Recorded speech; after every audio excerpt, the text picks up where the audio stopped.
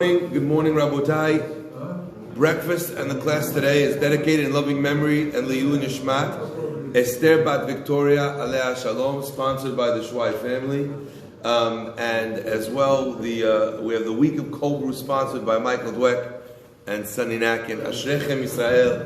Thank you so much, each and every one who participates in sponsoring the classes and as well the breakfast. It's a zechut to help people start off their day in the most beautiful way.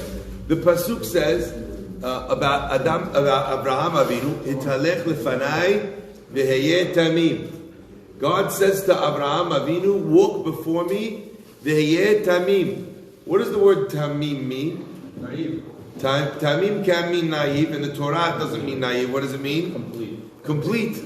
We find that word already actually by Noach as well. Noach ish tzaddik tamim hayab b'dorotav. So Abraham is told by God, walk before me, v'heyeh tamim, and be perfect, be complete. Okay? Rashi on the spot says something which is very interesting. Rashi says that the pasuk, if you notice, when God tells him, God introduces himself. He says, Ani El Shaddai Yitalech lefanai v'heyeh tamim. I am God Shaddai Shin Daled Yud. That's the name of God. That's the name that God uses for himself. So Rashi says, and I'm sure we're all familiar with this concept. Baruch atah Adonai Eloheinu melech haolam she'akol nהיה baro. That God uses different names to indicate different modes of operation. So we're familiar with the idea that when in the pasuk it says Elokim, that means God acting in a mode of deen, of judgment. So, as an example, when we talk about the Mabul, the destruction of the world, it says Elokim, Vayomer Elokim El Noach, Elokim, Elokim, Elokim. When we talk about God forgiving, acting in mercy and kindness, then we use the name Yud Kei Vav Kei, because that illustrates Hashem's kindness, and that's how God is interacting with the world, or choosing to interact with the world or an individual in that given moment. So what is this name of God? Ani El Shaddai Yitalech lefanai v'heyeh tamim. What does that mean? Rashi says, where does that name come from? Shin Daled Yud. That name comes from the idea She'amar le'olamo dai. That he said to his world, enough. Now we use this name in other places as well. Where do we use it just now? In the tefillin. So we have, when we're wrapping the tefillin, you wrap. You have the lines on the hand. That's a sheen. Okay? It makes the shape of the sheen. In the knot of the back of the head, what do you have over there? You have the dalit. Okay? If it's Ashkenaz, they have a square. But Sephardim have a knot. The knot itself is in the shape of a dalit. And finally, on the side of the tefillin, they have the letter Yud, spelling out the name Shin Daled Yud, which means She'amar le'olamo dai. God said to his world, enough. So what does that mean? What's the connection to tefillin? And as well, what is Hashem saying to Abraham Avinu in this pasuk? Rashi carries on and says, She'amar le'olamo, I am the one that said to his world, enough. We'll explain what that means in a minute. And then it says, walk before me, v'heyeh tamim, and be perfect. What does it mean to be perfect? Rashi says, Kan nistaveh al hamilah. Here, he was commanded on the mitzvah of Brit Milah. That's what the word perfect means. Perfect means mahul. Perfect means when a person has a Brit Milah. So there's a lot of ideas flying around over here, and I want to draw them together. But what does this idea mean? She'amar le'olamo dai, and what is its connection to Brit Milah and Tefillin? And I think that there's a magnificent idea over here. The Gemara tells us that Rabbi Akiva was approached by a Rasha, the Roman protectorate, whose name was Turnus Rufus. You know that guy? Got wedgies in school. Either way, his name was Turnus Rufus. Turnus Rufus turns up to Rabbi Akiva and he says, whose actions are better? God's actions or man's actions? He was hoping to trip up Rabbi Akiva. So Rabbi Akiva would say, God's actions are better. And what was his follow-up question going to be? Yeah. If that's the case, why do you do Brit Milah on the creation of God? God made you like this. You should leave the body like that. Why are you changing the body that God gave you?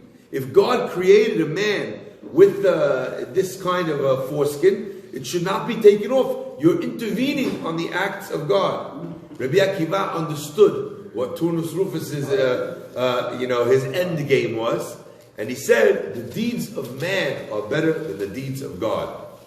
Turnus Rufus says, what are you talking about? How could you say that? How could you, as a rabbi who believes in God, in an omniscient God, in a God that is all-knowing, and a God that sees into the future, how could you believe that about God? And Rabbi Akiva says, let me prove it to you. God gives us trees that sprout from the earth. He gives us the grain that comes from the earth. What does man do with the grain? We turn it into bread, we turn it into pasta, into pizza, into ravilach, into cake, into cookies. What was better, the wheat or the cake? Of course the cake is better. Marie Antoinette never said, let them eat kernels, right? Of course the cake is better, right? We understand that. So mankind's action is better than that of God. So effectively, Turnus Rufus looks at him and says, well, you answered the question of Milah, but now you're left with an even bigger question. You believe in God. You believe in the perfection of God. How is it that God created something that humankind could make better? And the answer, Rabbi Akiva answered Turnus Rufus. He said, of course God's creations are perfect, but God allows for a space for humanity to improve upon His creation. And in that space where humanity improves on God's creation, that is what God is giving to man. Now, that is a very strange way of saying it, but I want to delve deeper into the words of Rabbi Akiva. What Rabbi Akiva was communicating was that when God created man, He created him with a yetzer hara, with a powerful desire to get up to all sorts of no good. The job of the human being would be to take that desire and to use it for his own benefit. Desire is not a bad thing. Desire has its place. When a man desires his wife, and the process of that results in the fact that they have a child. So using desire in an appropriate context results in a creative act. When a person is not letting his desire operate within any sort of boundaries, that desire, the hedonism, actually winds up killing him. So he winds up being all over the place. He winds up destroying his marriage, destroying his family, and for what? What did he benefit from it? Nothing. Nothing that he could then ultimately hold on to. It's going to be something which disappears from him. So Rabbi Akiva was communicating to him is that God created man in a way where man would have the opportunity to be able to take the final step and to perfect God's creation. Rabbi Akiva's statement, I think, is cryptic, but I think it communicates something mind-blowing. So what's the answer in the end? It turns out that what? Man made something better than God? How could that be? It sounds blasphemous.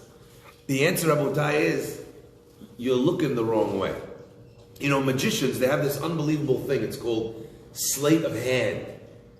So they're holding, a card in this hand. They go like this, and the card disappears. Where's the card?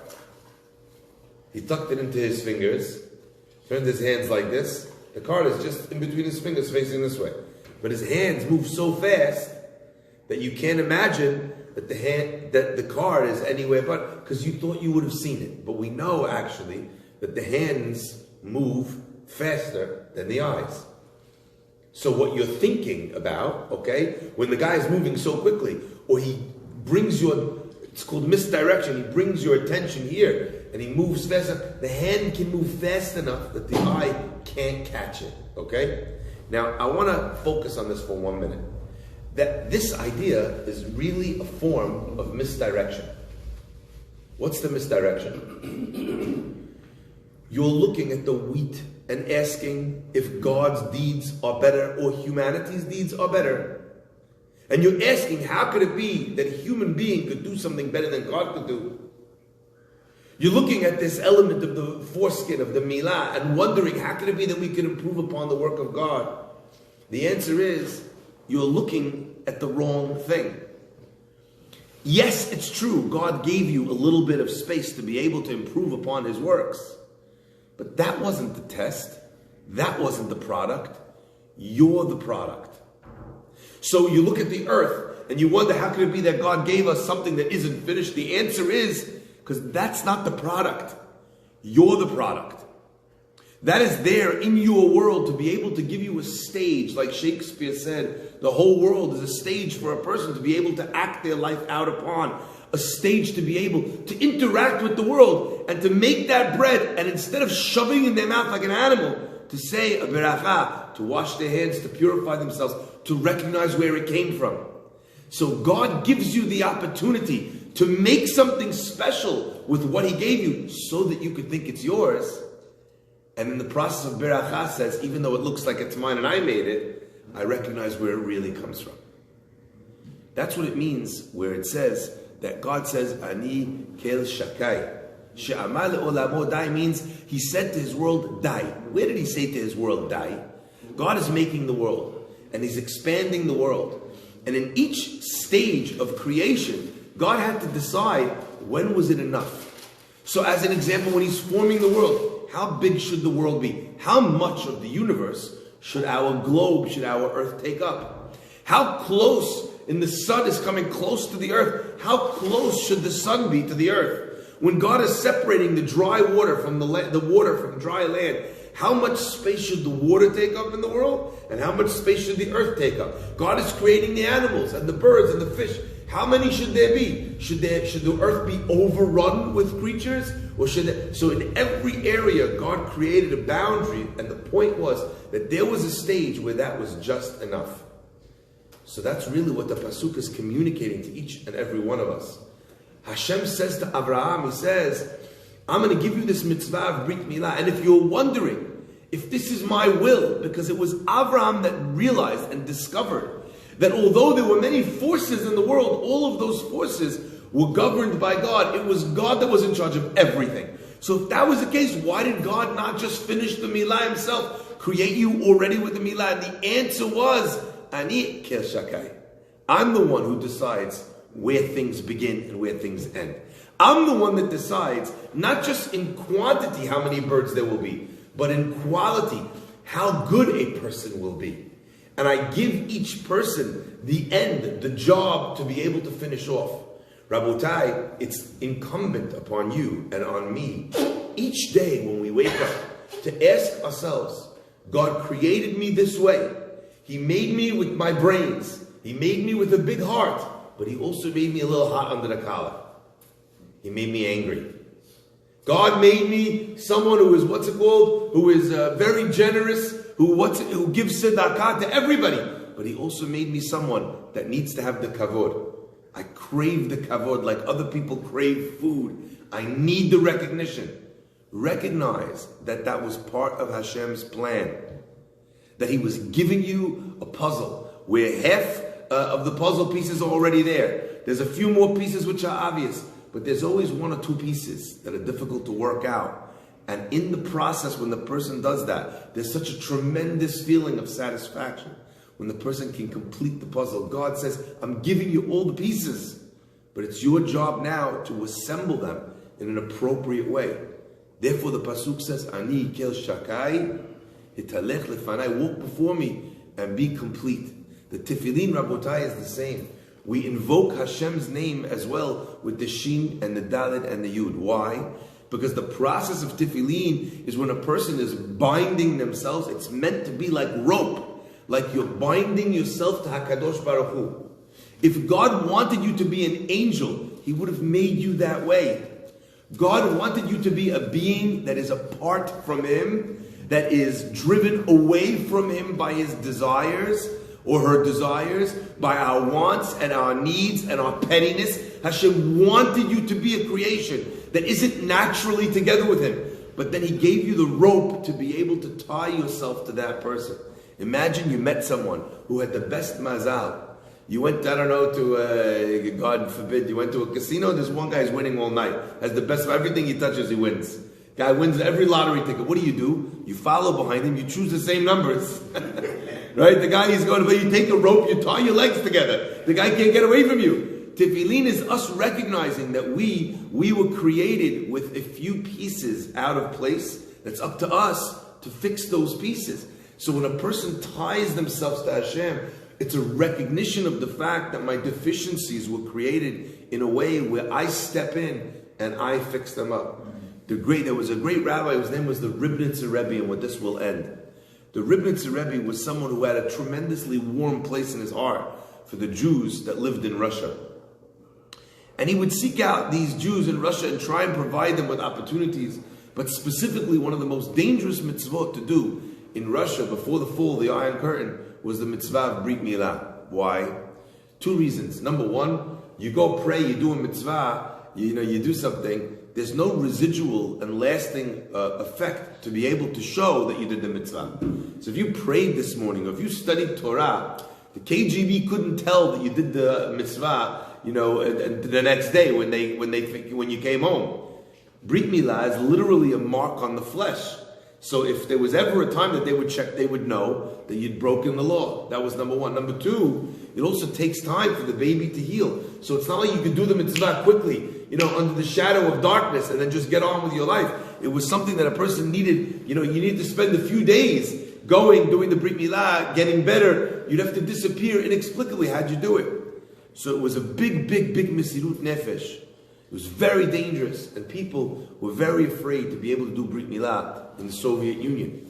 Well, the Ribnitzer Rebbe came to Russia, and in one of the villages that he came to, he saw a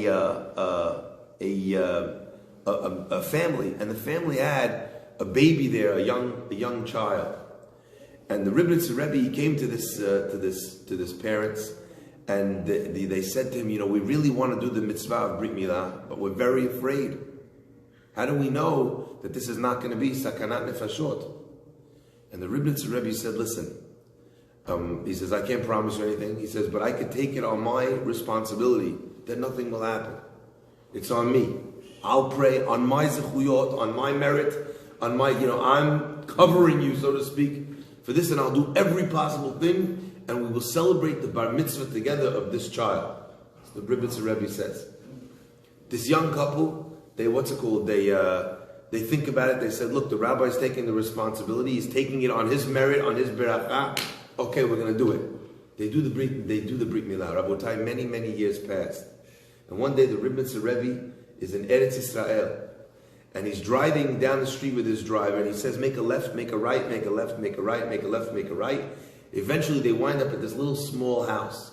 He sees a boy standing in front of the house. He calls him over. The boy comes over. He says, go tell your mother the Ribnitzer Rebbe is here. The Ribnitzer Rebbe, she says, wow, the rabbi came. She comes running outside. The Rebbe is here. They're screaming, they're shouting, they're smiling, they're crying. The family's all gathering around. And they said, wow, why did the rabbi come, all the way to Netanya, to this area, to be here with us today? The rabbi says, what do you mean, why did I come? Didn't I promise you that I'm going to come and we're going to celebrate the Brit Milah, the bar mitzvah of your son? 13 years later, the rabbi remembered. The family wasn't religious. It wasn't a big deal for them that there was a bar mitzvah. The rabbi pulls up, he says, we promised. Remember back then? They got back in the car, and the rabbi said to his gabbai, he says, Baruch Hashem, we got there in the nick of time. And he drives away. The gabbai didn't understand what the rabbi meant. Until a few years later, they came to visit the rabbi in his house, and the entire family had come back to Teshuvah. Rabotai, we look at this pasuk. The pasuk says, Ani kel shakai. I am God, and I decide where the boundaries begin and end. Lech Lecha, do this mitzvah of Brit Milah. Every single person, men, women, and children, have this possibility of taking the things, the challenges, the deficiencies that they have, and completing the human story, the human experience, and making a person perfect. In this example, what the Ribnitzer Rebbe had done is that they had gone into the most difficult scenario, and they found inside themselves a courage to be able to practice their Judaism, to be proud of their mitzvot, to do it even in a time of great danger. Coming back and communicating, just seeing the rabbi, seeing him turn up at the bar mitzvah, reminded them of how much power they had to be able to buck the system. And they asked themselves in their heads, the rabbi didn't need to say one word, just remembering the scene that they had back in the forests outside of the city in Russia, to remember that they had it within them to be able to fight the fight, to be able to perfect themselves. Allow them to remember, if we could do it in Russia, and we risked our lives, surely we could do it in Eretz Israel, in Netanya, where we have that opportunity. And so they did. Rabotai, Avraham Avinu acquired for us, in that moment, the opportunity for each and every Jew, no matter what they are like, no matter how imperfect they are, the opportunity to understand that you can cut your desires, so to speak. You can cut your pettiness. You can cut your anger. You can cut your jealousy. Veheye tamim, and you can become perfect.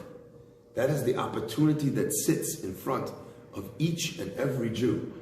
And Borei Olam says, if you ever get downtrodden and you're ever worried or you're ever upset or you ever feel small because of the challenges that you have in your life, remember, Ani kel shakai.